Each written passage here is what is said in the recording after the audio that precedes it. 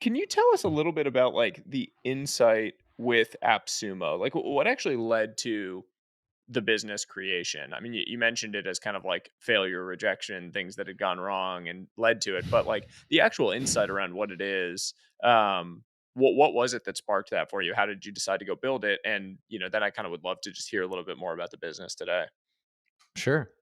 Um, I think it was a culmination of all of my failure packaged it in one What into was your one nice. failure? Like you say, I you mean, say that, but like, what was the failure? the failure was like Intel 14 months, Facebook 9 months, Mint 9 months, Kickflip 10 months, which was funded by Naval Ravikant, and then I did Gambit, which did really well, and then Facebook sued us, and we got banned by another company.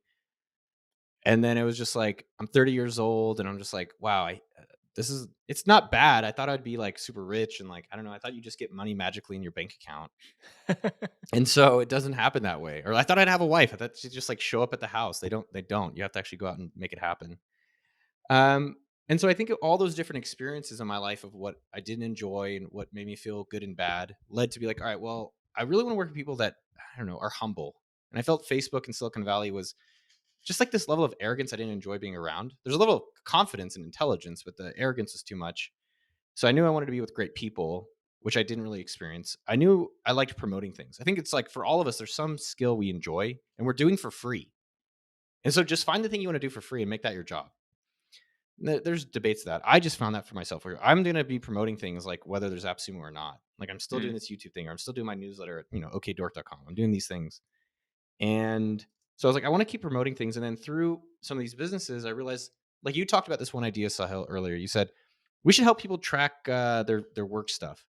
And I think especially now during a recession, this is where this is where like some of the best innovation is going to come out of. I'm really excited to see who's going to be creative here. Like who's going to win? Someone's going to win. Winning is all subjective, but who's going to come out and create something special that they'll enjoy? And so I think for me, I was like, man, I like promoting. I don't like doing this payment stuff. I like software and I love deals. And I saw like Mac Heist, which was around for. Do you guys remember that? Yep.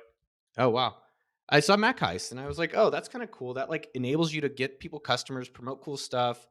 I don't have. There's not a lot of pressure. And to be candid, and I think most people don't quit your day jobs when you're starting a side hustle. And be clear on your vision. Be clear on your fan. I like calling it a fantasy. Like, what if you could live a fantasy? Like, how cool is that? And my fantasy was like make a few $1,000 just doing it.